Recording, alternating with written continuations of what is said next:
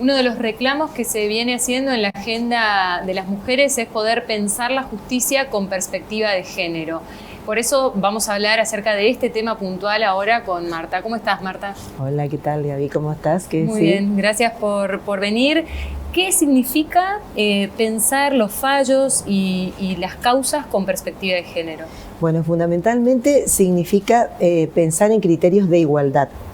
Es decir, criterios de igualdad y de razonabilidad. Por un lado, la igualdad, que tiene que ver con la igualdad de goce de derechos entre varones y mujeres, que tiene jerarquía constitucional, no solamente por el principio de igualdad general del artículo 16, sino que hay una alusión expresa en la Constitución Nacional a los derechos de las mujeres en el artículo 75, inciso 23, y especialmente en la Constitución de Corrientes, en el artículo 45, que habla específicamente de la igualdad de géneros en el goce de derechos, en todos los ámbitos, en el ámbito doméstico, en el ámbito laboral, en la educación, en todos los ámbitos, y que precisamente la Constitución de Corrientes manda a que el género no sea un impedimento para que no gocen en plenitud o varones o mujeres de un derecho que les acuerda el sistema jurídico. Ahora, si tenemos un plexo normativo que establece claramente eso, ¿por qué después no siempre en los fallos se ve esa claridad? Quería decirte esto. Cuando hablamos de esos criterios de igualdad, hablamos de que no deben, porque volviendo, o sea, todo tiene que ver con la pregunta primera, ¿qué significa juzgar con perspectiva de género? Precisamente el juez, el defensor, el asesor, el fiscal, es decir, todos los operadores jurídicos, tienen que tratar un caso concreto, y acá viene la cuestión de la razonabilidad, que tiene que ver con criterios de ponderación razonable, es decir, de adecuación de medio a fin. La solución que se va a dar a un caso tiene que guardar estricta relación con las circunstancias de tiempo, modo y lugar del caso. Entonces, juzgar con perspectiva de género tiene que ver con que aquellos roles sociales o estereotipos de género, que son cosas diferentes, una es lo que la sociedad considera que un hombre o una mujer debe realizar. Por ejemplo, el hombre debe ser proveedor. Claro. Te doy un ejemplo de esto. Antes, la condena del adulterio en el hombre se daba cuando tenía manceba fuera del hogar. ¿Por qué? Porque distraía dinero del hogar para mantener otro hogar. En cambio, en la mujer era la condena con un solo acto sexual por fuera del matrimonio, porque no tenía que contaminar la especie, ¿me entendés? Eso lo estudiábamos en la facultad. Acá hay ex estudiantes, hoy colegas, que saben perfectamente lo que estoy diciendo. Entonces, cuando esos estereotipos de género o roles, el rol que tiene que cumplir, o los estereotipos de género que tiene que cumplir la mujer casta, buena, etcétera, juegan en contra del sujeto para negarle un derecho que las leyes le reconocen, ahí tiene que estar el juzgador para poner las cosas en su lugar y decir, no, acá se le está exigiendo mayores requisitos o determinada conducta o actitud para gozar de un derecho cuando la ley, la Constitución, los tratados con jerarquía constitucional no lo exigen. Ahora, doctora, la Constitución también pone una palabrita que no es ingenua, ¿no? Que es la igualdad real de oportunidades. La igualdad real de oportunidades aparece en varios artículos. Por ejemplo, en el artículo 37, segunda parte, respecto a los derechos políticos de las mujeres. ¿Y cómo estamos acá? Porque usted mencionaba que uno de los criterios también del juzgamiento tiene que ser la razonabilidad, la oportunidad, y cuestiones que tienen que ver con la mujer, vamos a suponer que tiene que ver con, por ejemplo, cuestiones de familia, vamos a suponer un litigio familiar, hay cuestiones en que la justicia llega con un tiempo muy diferido, donde el problema, digamos, es al menos mayor. Sí. ¿Y ahí cómo hacemos? Bueno, ahí hay dos preguntas. Una tiene que ver con cómo estamos, me dijiste primero. ¿Cómo estamos? Yo creo que en estos últimos años se ha avanzado aceleradamente hacia la igualdad, la razonabilidad y el juzgamiento con perspectiva de género. Es producto de la capacitación, es producto de un análisis sistémico del derecho, no quedarse en los códigos procesales, no quedarse en el código civil solamente, sino ir a los tratados, a las convenciones, a toda esa rica normativa que vos aludías hoy, que me decías que, ¿por qué? ¿Qué pasa si tenemos mucha normativa? Y otra cosa es lo que tenga que ver con los tiempos de los procesos. Con los tiempos de los procesos. Lamentablemente acá voy a, no digo hablar mal, pero sí les voy a pegar un tirón de oreja a mis amigos procesalistas, porque siempre les digo que hasta el Código Civil, que parecía algo impensado, se modifica en el 2015 en base a los nuevos paradigmas del derecho, y los códigos procesales son los últimos. Los códigos procesales son los que regulan los procedimientos, los tiempos, el tema de los testigos, cómo son los procesos, cuánto tiempo para contestar la demanda, etcétera.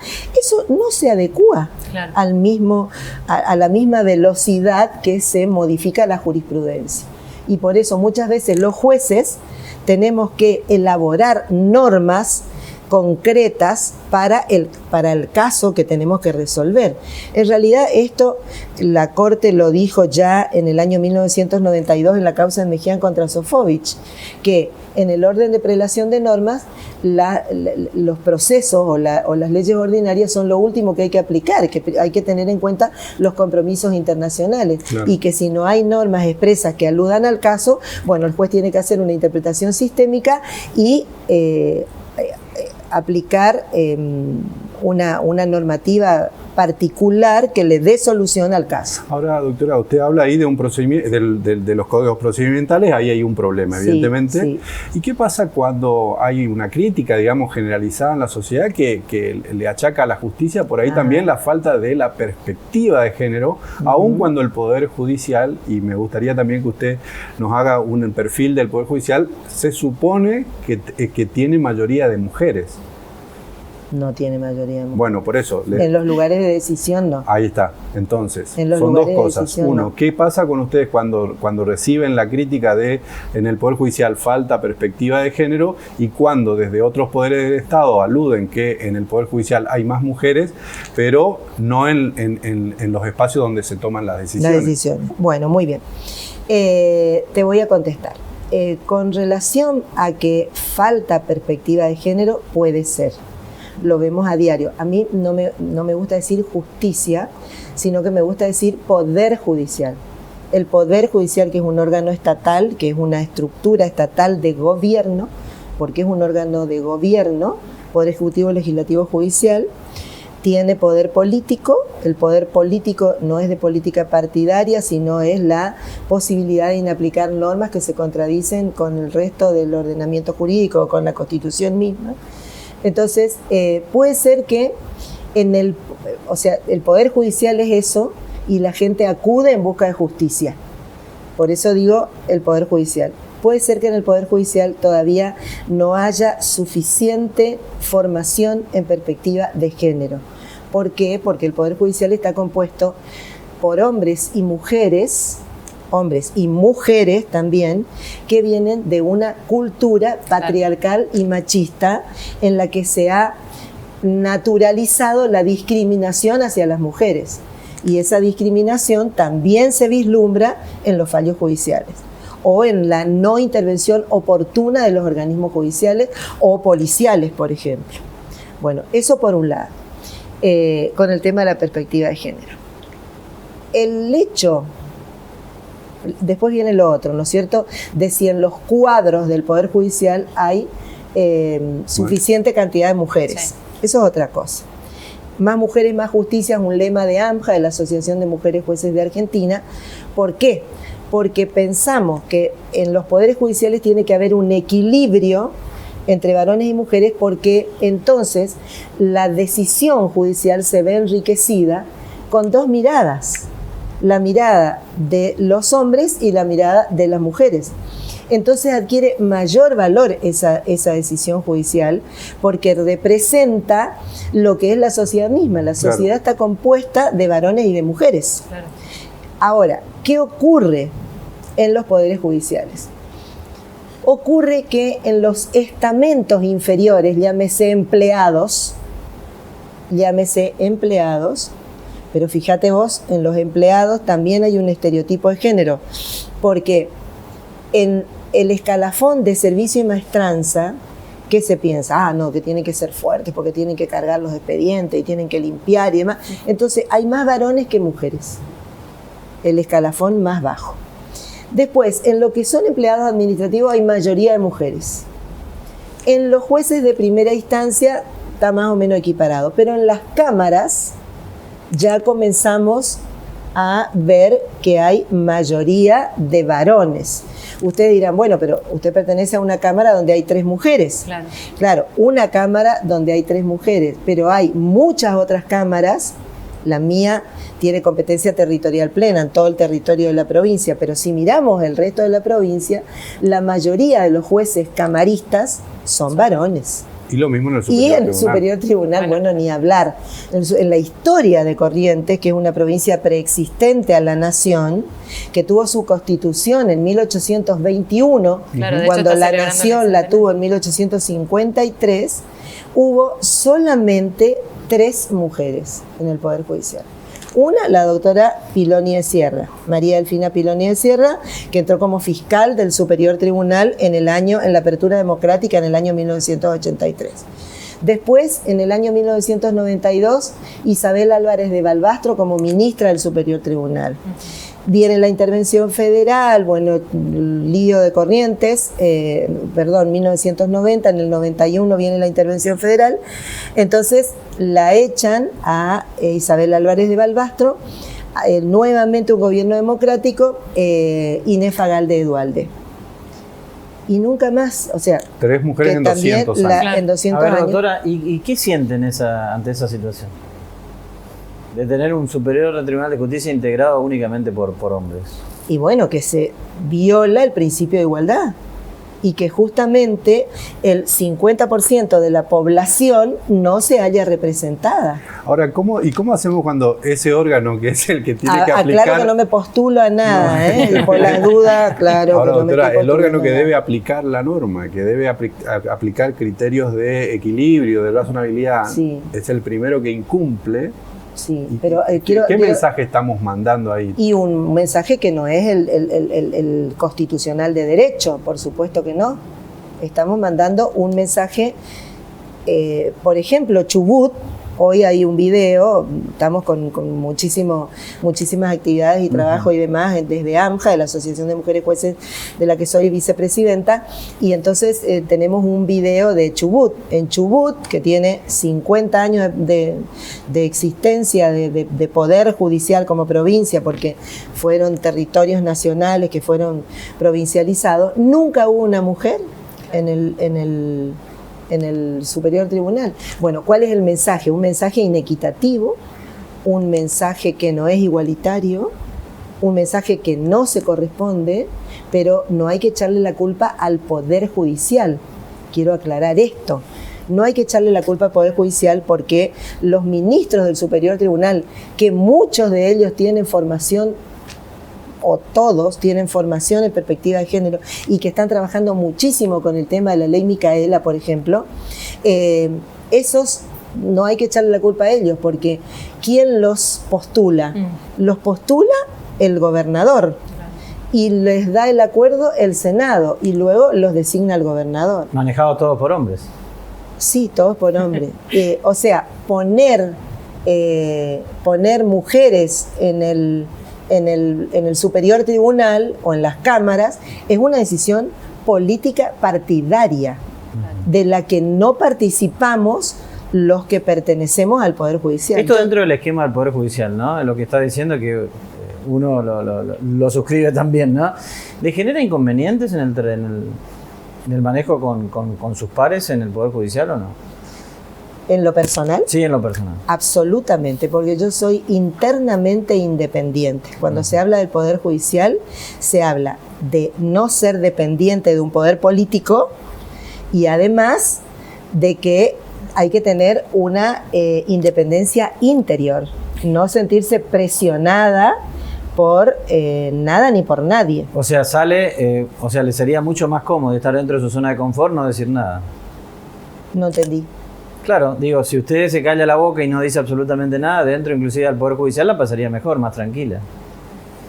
Pero no es yo tengo que decir, soy jueza. Y en relación a eso... Yo tengo que resolver casos que por supuesto le van a incomodar a mucha gente y le incomodan, de hecho le incomodan. Y me quedo en minoría muchas veces, pero no importa. Es la convicción de la aplicación objetiva del derecho. Marta, que ¿cómo tengo se que mide hacer. en ese sentido que vos estás diciendo? Porque uno dice la justicia con perspectiva de género. Sí, que la tienen que tener varones y mujeres. Por supuesto. ¿Y cómo porque se nosotros hace? le llamamos mujeres con bigote, aquellas que...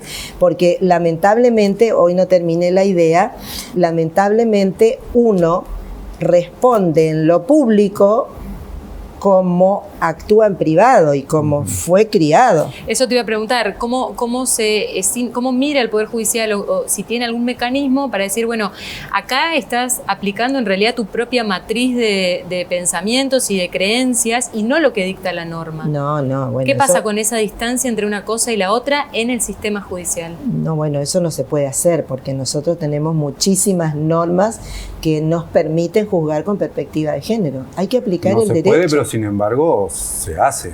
¿Qué se Sí, hace? se hacen. Hay jueces que interpretaciones que, diversas. claro. Siempre que haya una decisión jurídica, una sentencia para ser válida, tiene que tener estos esquemas. La fundamentación de los hechos valorados por el juzgador, la normativa que se va a aplicar y el discurso jurídico de carácter moral, que es la fundamentación de por qué se arribó a esa solución y no a otra. Doctora, Si aparecen esos sí. elementos, la sentencia es válida. Ha utilizado una figura, ¿no? Esto de mujeres con bigotes. Le pregunto, ¿hay muchas? Sí.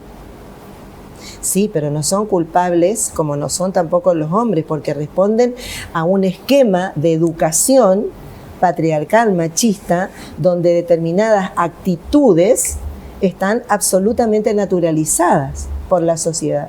Los vemos, por ejemplo, en la calle. No son culpables, pero no está bien que siga siendo así. No, por supuesto. Llegan por a un eso, lugar de poder en el cual ya uno supone formación, independencia. Totalmente de acuerdo. O sea, por no eso, suena como excusa, no, a mí ya me crearon así, entonces sigo así. No. Por eso en la formación jurídica tiene que aparecer la perspectiva de género. Nosotros desde AMJA presentamos una nota al presidente del Consejo de la Magistratura solicitando que a los postulantes a cargos del Poder Judicial se les tome examen sobre su formación en perspectiva de género, porque esa formación en perspectiva de género supone destruir patrones culturales.